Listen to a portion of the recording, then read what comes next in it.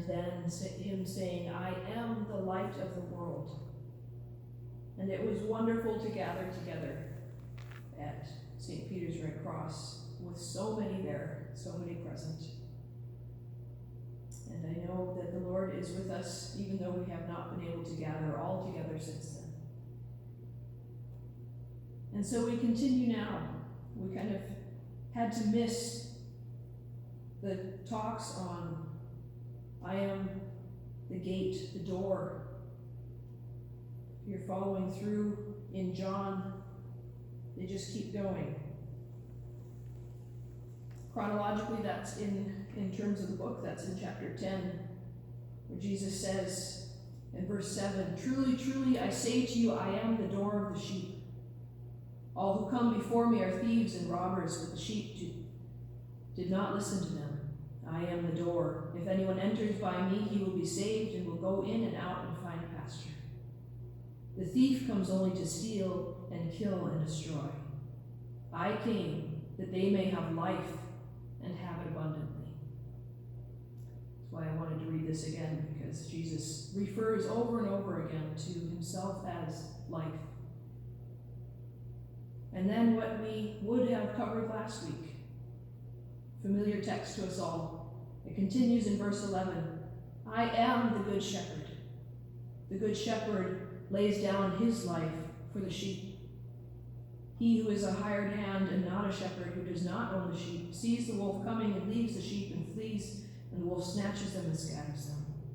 He flees because he is a hired hand and cares nothing for the sheep. I am the good shepherd.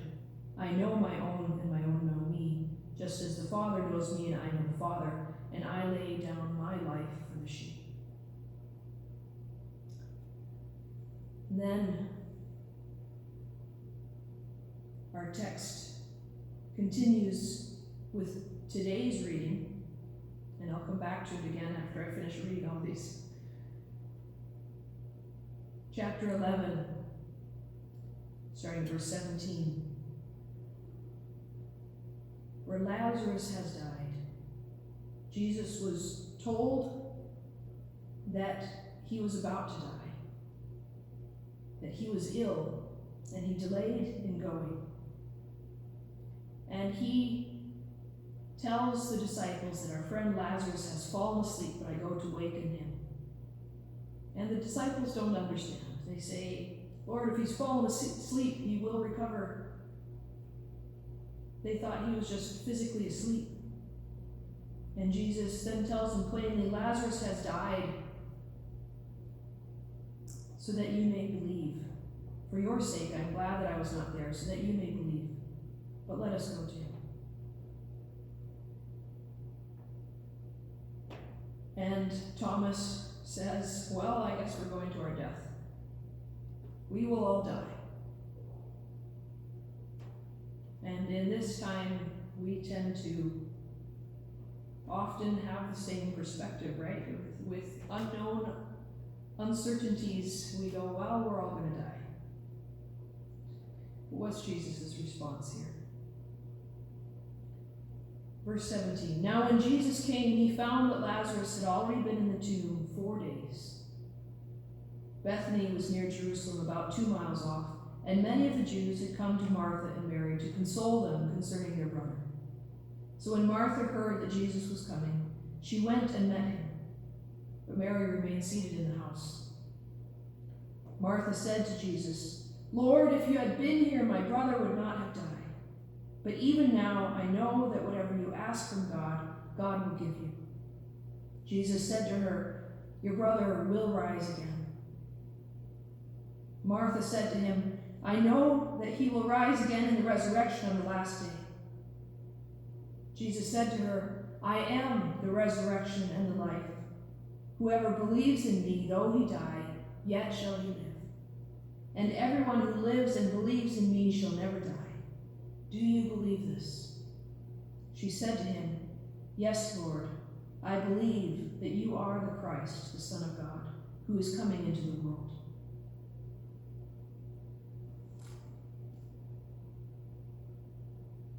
Continuing Jesus' statements about being the life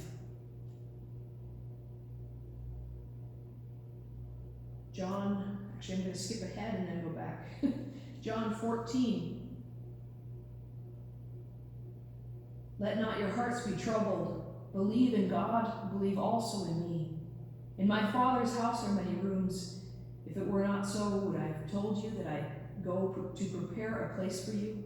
And if I go and prepare a place for you, I will come again and will take you to myself, that where I am you may be also. And you know the way to where I'm going. Thomas said to him, Lord, we do not know where you are going. How can we know the way? Jesus said to him, I am the way and the truth and the life. No one comes to the Father except through me. If you had known me, you would have known my Father also. From now on, you do know him and have seen him.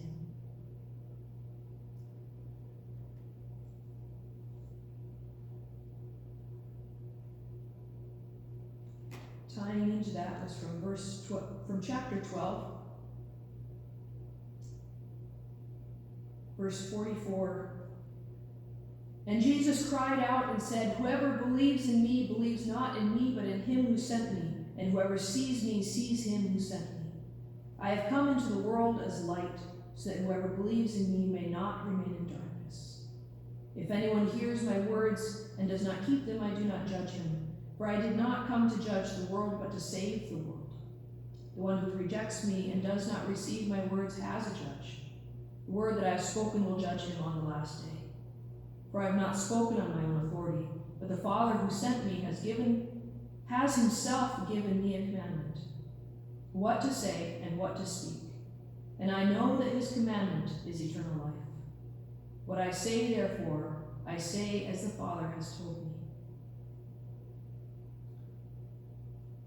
Jesus declares very firmly here that he and the Father are one, and that he says what he sees the Father telling and doing. What does it mean to have life and have it abundantly? In chapter 15, one of the ones that was not originally included, but the final I am statement here before the garden, Jesus says, I am the true vine, and my Father is the vine dresser. Every branch in me that does not bear fruit, he takes away, and every branch that does bear fruit, he prunes, that it may bear more fruit. Already you are clean because of the word that I've spoken to you. Here it is. Abide in me, and I in you. As the branch cannot bear fruit by itself unless it abides in the vine, neither can you unless you abide in me. I am the vine. You are the branches. Whoever abides in me and I in him, he it is that bears much fruit. For apart from me you can do nothing. When Jesus abides in us and we abide in him, we have life, the resurrection and the life.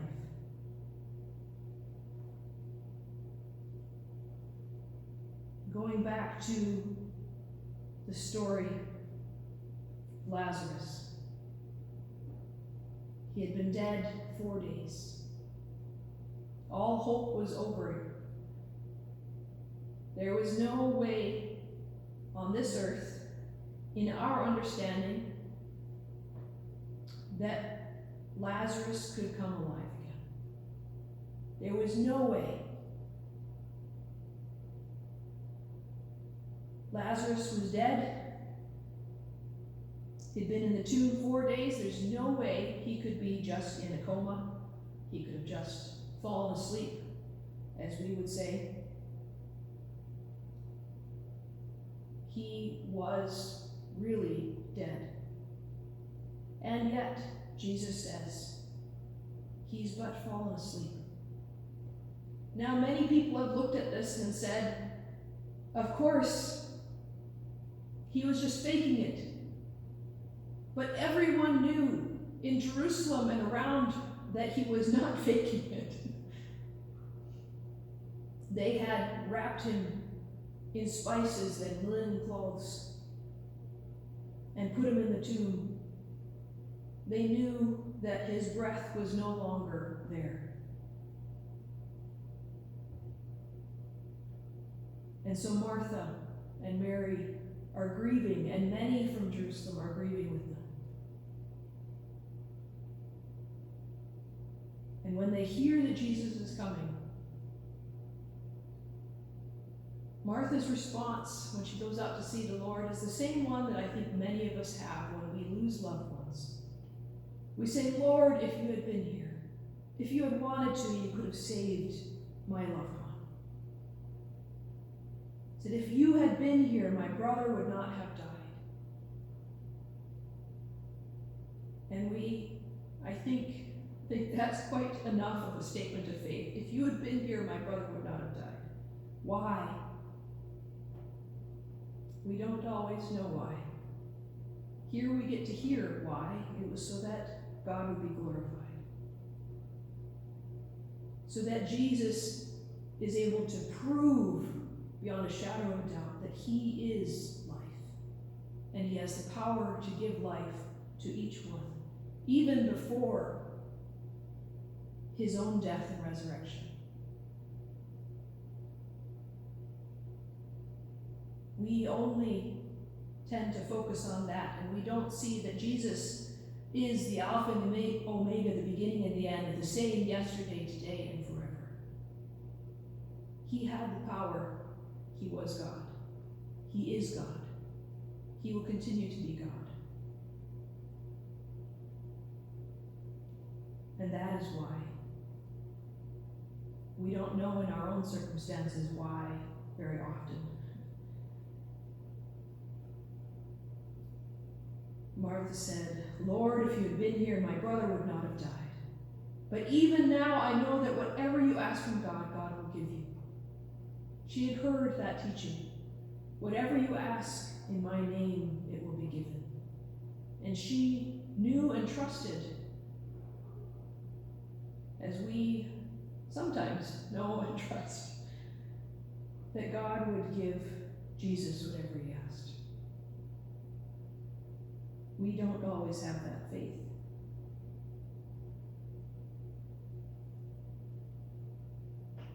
Jesus says to her, your brother will rise again, and I think that was just a huge moment for her, because she goes, well, Lord, I know, she gave the theologically correct answer, I know that he will rise again in the resurrection on the last day.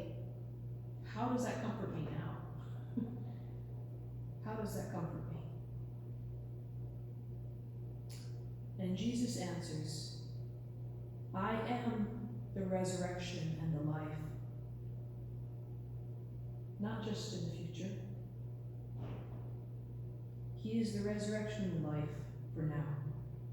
Whoever believes in me, though he die, yet shall he live.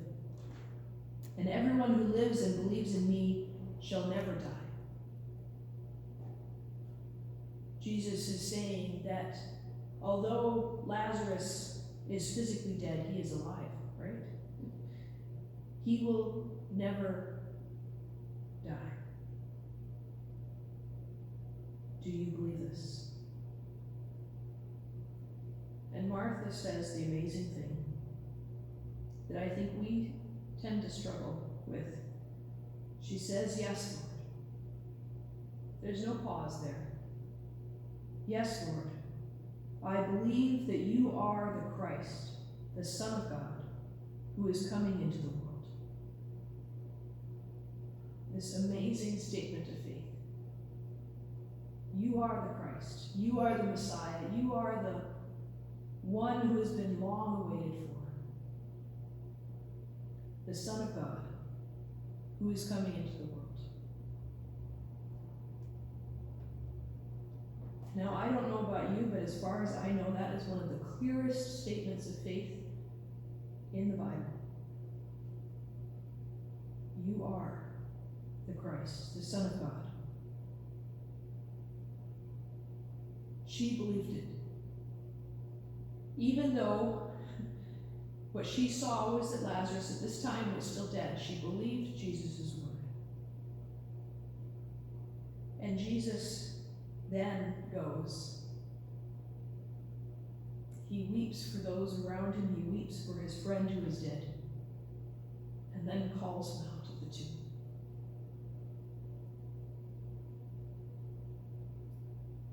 And then everyone gets to rejoice, right? This was the last big sign that Jesus was who he said he was, that he and the Father were one, that he and the Father, who is the source of all life, were one. And this, we hear in the next chapter, is the final straw, and why those in authority sought to kill him. Because there was this man who had been dead, who was risen again, alive again, and walking around, and everybody could see it. And they saw the evidence, and they could, with their own eyes, they could talk to this man who had been dead, and everyone knew he was dead. And they could see that he was alive again. And they said, this guy is somehow doing all this stuff. They didn't want to believe that the Lord had sent him, that he was the Lord. And they even sought to kill Lazarus again because he was walking around alive. And that was unacceptable. How do we react to the Lord giving life, being the life? Do we accept that? Do we accept him giving us life?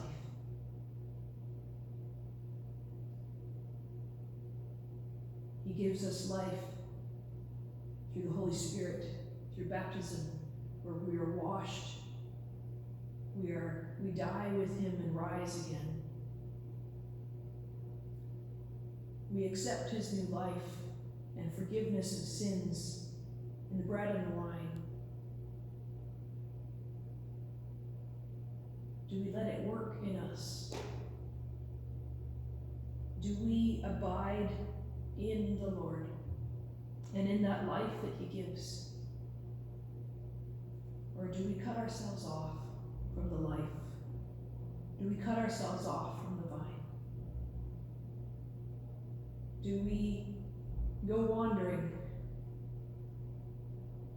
The good news is that the one who is the life is also the good shepherd, and he comes after us, and he seeks after us, and he brings us back, and he forgives us over and over again, and gives us and offers us life over and over again. And we are reminded in the turning of the year now, I think it's great that we are in springtime. We see the remnants of winter, but we also see the life that Jesus brings to this world, breaking through everywhere. We see the buds opening on the lilacs and on the trees, and we see the flowers blooming. And we get to see the reminders of life and the renewal of life. And yes, the winter comes and things die. But life is not suppressed forever. And we can look forward to that day when it says heaven and earth will pass away. His word does not pass away. And we will get to celebrate that life forever. But it's not just for the future. It is for the here and now. Jesus is the resurrection and the life for you and for me, just as he was for Lazarus and for Mary and Martha. And as we get to look at next week, he is the resurrection and the life. And he proves it in himself.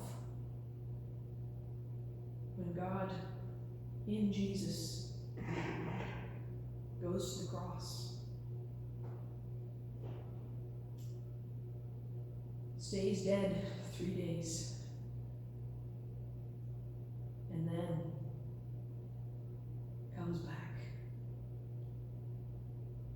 and he wins that victory.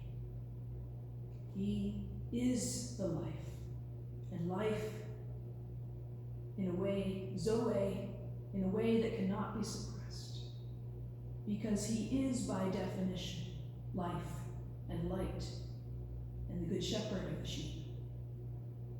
And he offers that to you and to me. Do you believe? I want to close with a song that I wrote many years ago regarding these texts. And the focus of it is on the Good Shepherd, but it's on all the I am statements in John. So it's imperfect,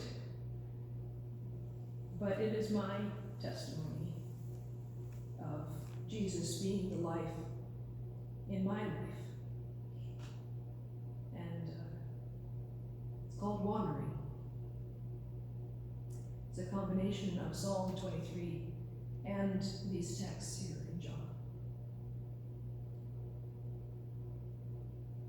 I've been wandering in the valley of the shadow, searching for answers to life's questions, dazzled by the darkness and the rubble of reason, blind to the destruction all around. And I heard a voice call out my name and say, I am the way, I am the truth, I am the gate, I am the light, I am the bread, I am the wine, I am the life-giving water for you. The thief comes only to steal, to kill, and destroy, but I am the shepherd, and my sheep know my voice. Those who follow after me shall neither hunger nor thirst. They shall graze and not be troubled, and may lie down in peace.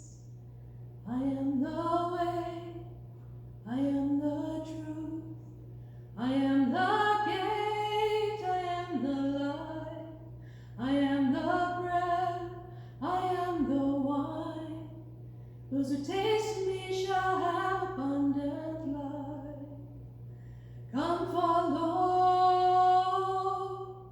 come follow, come follow, come follow me.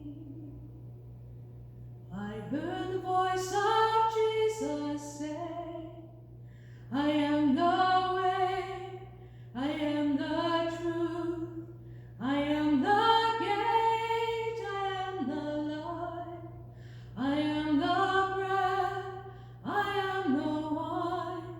Those who taste of me shall have abundant life. Now I'm walking in his footsteps, following my shepherd. Listen to the voice that calls my name. Now hear the voice of Jesus say, I am the way, I am the truth, I am the gate, I am the light, I am the bread, I am the wine. Those who taste of me shall have abundant life. Those who taste of me shall have abundant life.